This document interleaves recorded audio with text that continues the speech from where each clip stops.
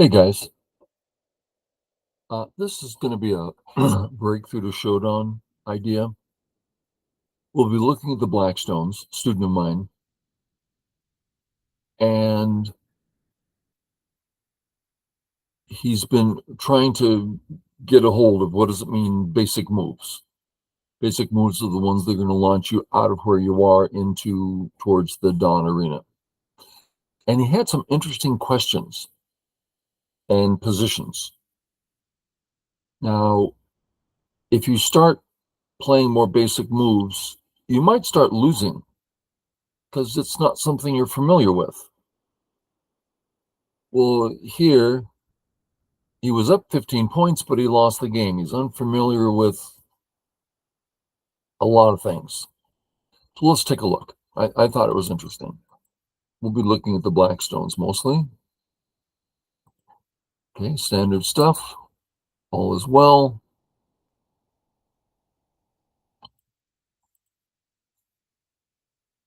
And now we can play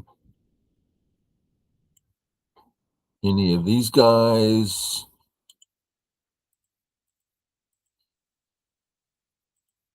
So these are all the next moves, right? Seems to me corner first, so I wouldn't play on the left, although it's awfully big. He went here, no problems. Here, he went a bit astray.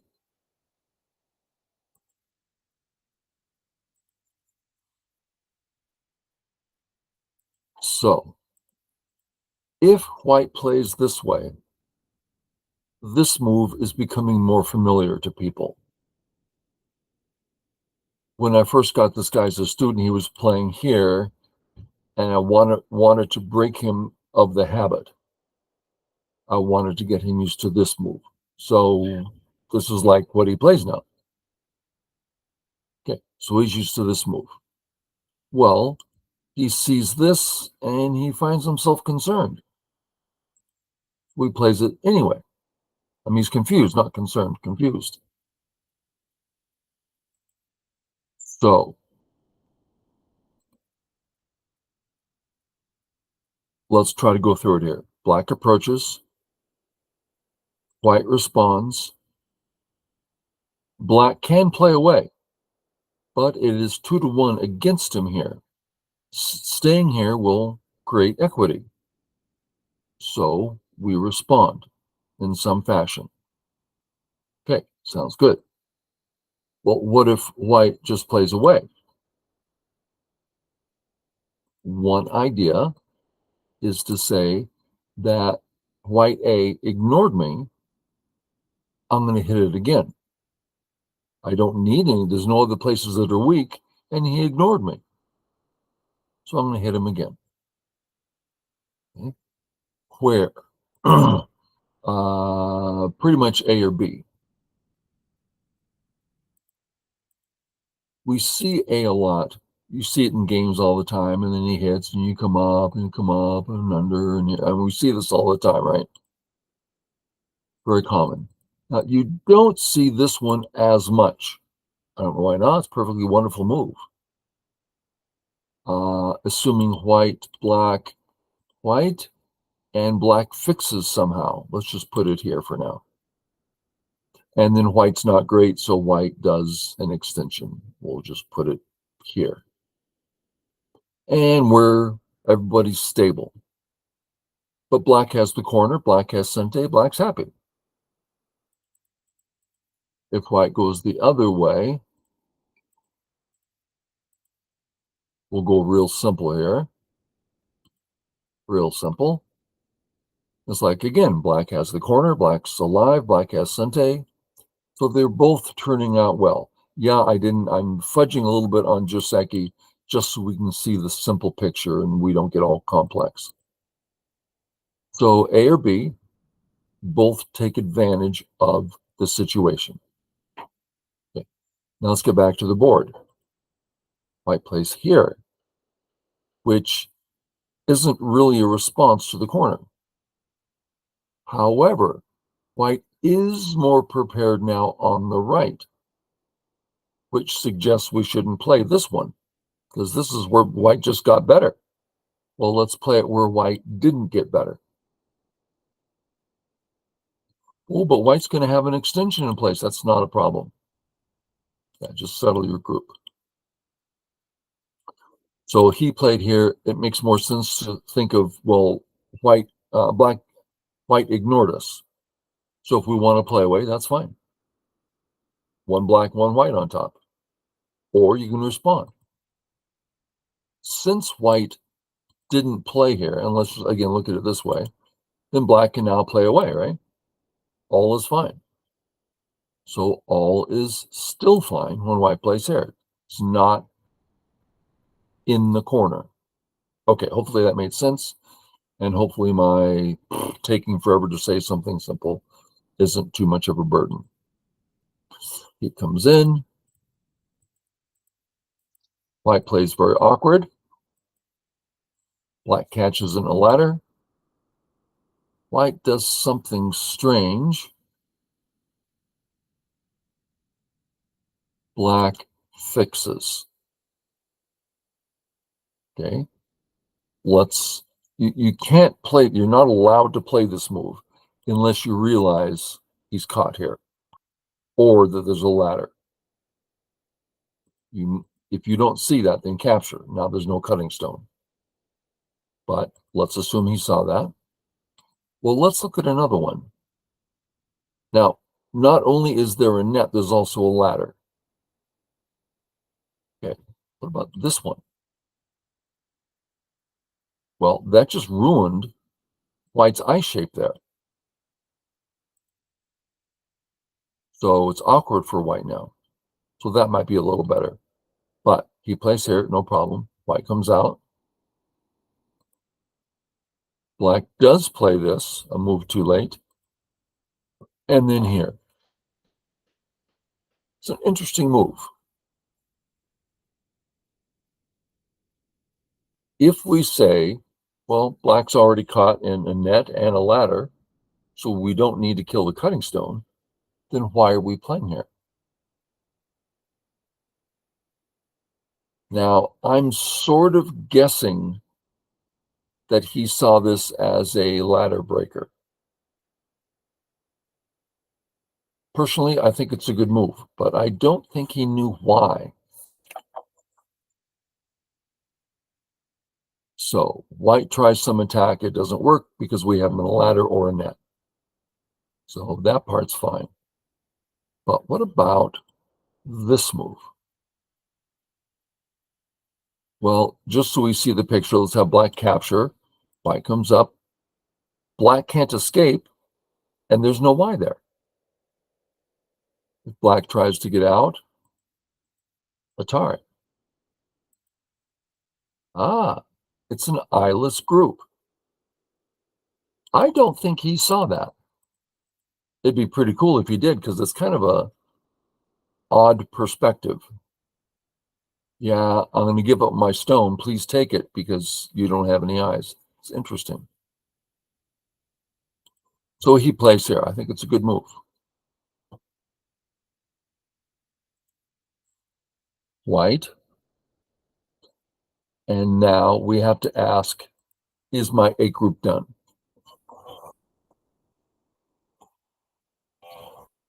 I say yes. Let's see what he says. He says, yeah, done. I'm going to go some other place. That's not an easy thing to do in this game. I think he's a fairly new student. And there's only been a few games where he's decided, I'm going to try to play well. Even though I don't know how, I'm learning the principles. I'm going to try to apply them. So on this board, it's my impression that he looked at the A group, he looked at his defense at B, and he's like, I'm fine. I'm out. I have an eye. It's just run in multiple directions. I'm good. Well, that can be a scary thing to say when you're brand new at taking care of your groups. So that made me happy when he did that. He plays away. Now, this move, there's a problem. If white goes for the pinch, it's not a healthy blackstone. So it's too close, right? That should be the second move. That's the first move. Now, if white tries to pinch, you have room for comfort. So that's as close you want to get. Playing. Hi, Adrian. The grandson. He likes to come in. Hello. Good afternoon.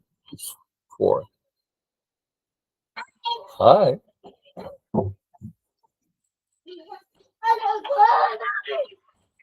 Okay. Now, there's exceptions here. For instance, the contact play. That's not a regular move. That's not a forcing move. And it would look probably something like, oh, thank you, Adrian. So black still gets a position there. He has forced a position there. But without forcing moves, he likes to scream. He likes to test his volume. So this is not a safe move. White sort of pinches. Hi again. So let's ask, is this an attack on black? Does it affect black? Sure. That's the idea. He's very happy. I'm only assuming you hear him screaming. He loves to scream. Okay. Is it an attack? Now, I think this is an important definition because it really helps you know, do I really need to defend? How much trouble am I willing to get into? This sort of thing. So an attack is defined by your opponent is removing one of your options for health. On this board, black will use the term down and up. 2 options. White plays. Is this a valid option? Well, it's not a full stretch, but no, this is completely valid as a step, and it has a next step. It is therefore valid. Now let's change that and put another white stone here. And now let's look at the same move. It's a real step, but there's no next move. It's a dead end. That's a half option. Now, half options, if you have 2 of them, that's a valid option. Some of you might recall Milan, one of the great players on KGS. Just one, I don't want to say he never lost, but I think Tartre never lost. Milan did some losing, but really one of the magnificent ones. I saw him enter someone's Moyo, and he put a move down, and it had 6 half options for health, which equals 3 options. And he lived fine because of that. It was first time I've seen that example before. So here, it's not an attack. But we are going to defend. How come? Because if white plays here, we're going to defend upper left. How come? Because we made a mistake. We don't have 3 options. Let's 3 options real quick. Great. Now we're okay. So in this example, white did not attack us, but we defend anyway because we made a mistake. Okay. So on this board, not attacked, but we're going to defend anyway because, yeah, this is not good for black. Let's see what black did. I like it. His game's changing. I can see his game developing, and I really like where his mind's going now. Took a number of lessons for him to get out of the old habits. He's been playing Go a long time, and yeah.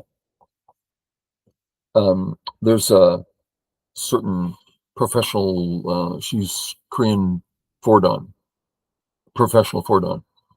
and she used to teach Go in Korea at the Go University. So she's well known and all like this. And she heard about my teaching. And she heard that I would teach middle-aged Caucasian men.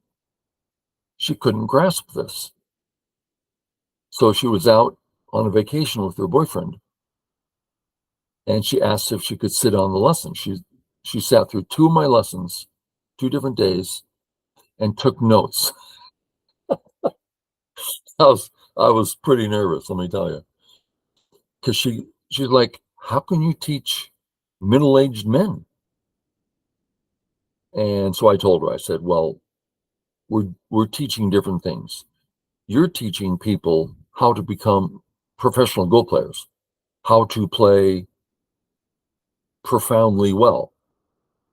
I'm teaching them little tiny things about principles and how things work. So, they have no intentions whatsoever of finding the best move. Only how do I learn to find basic moves?" So that's a completely different. So it was interesting. And the last thing on that story, her boyfriend is there, as I mentioned, real nice guy. And I asked, obviously, does your boyfriend play Go? Oh, no, he doesn't play Go.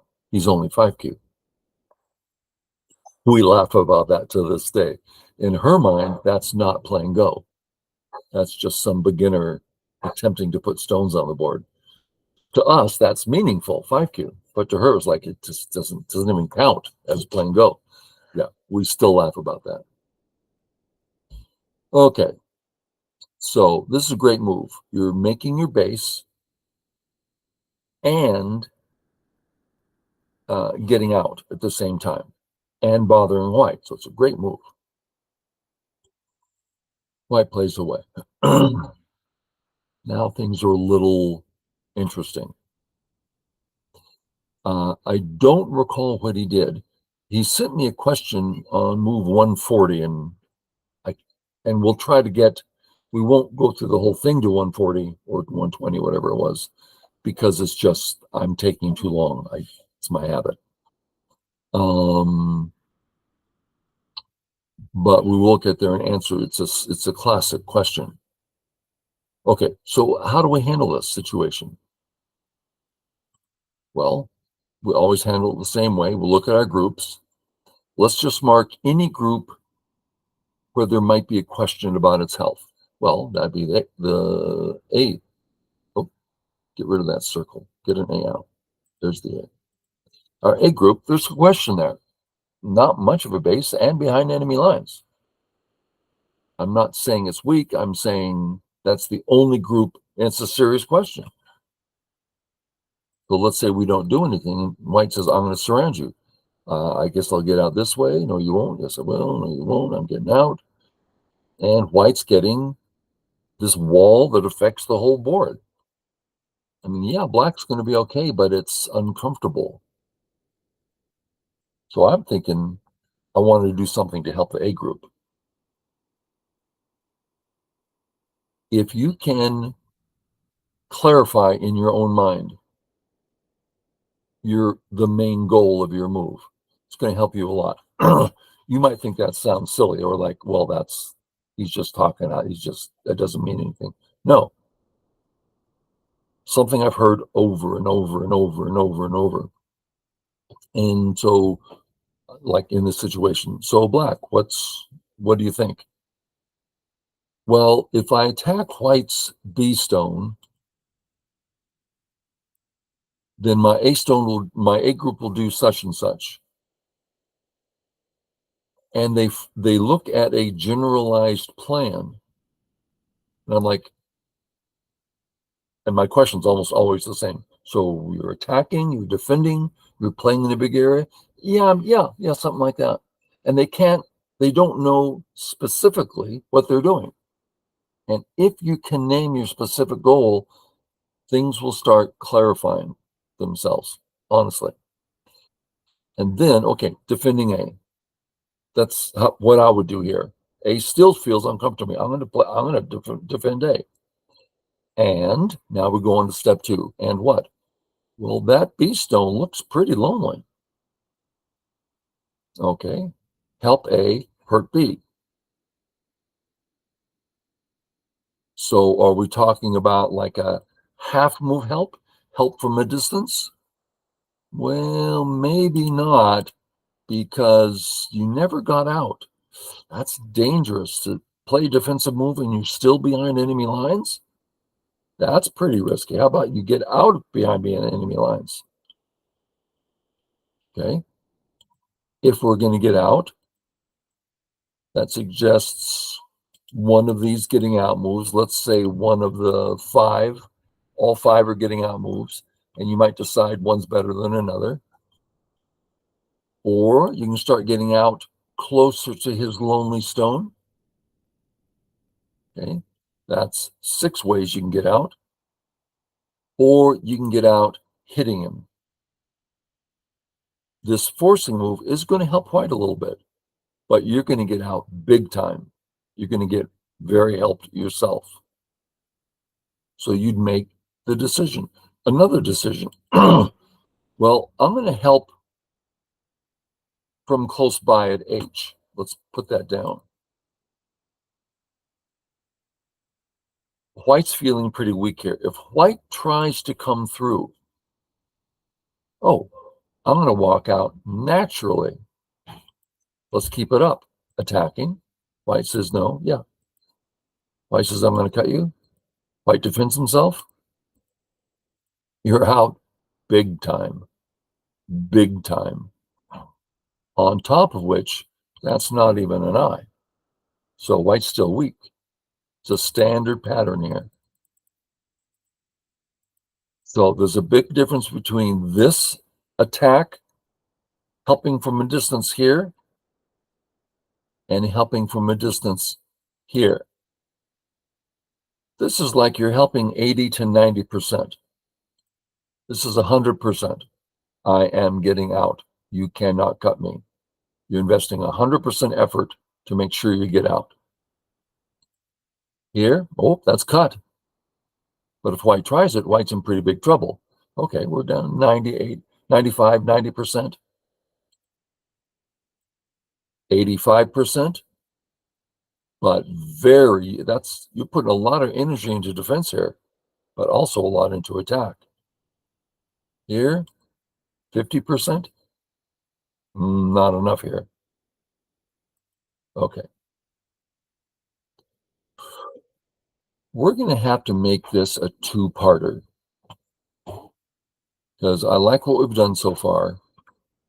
So let's stop here and I'll pick up with a part 2 coming soon to a theater near you. Bye.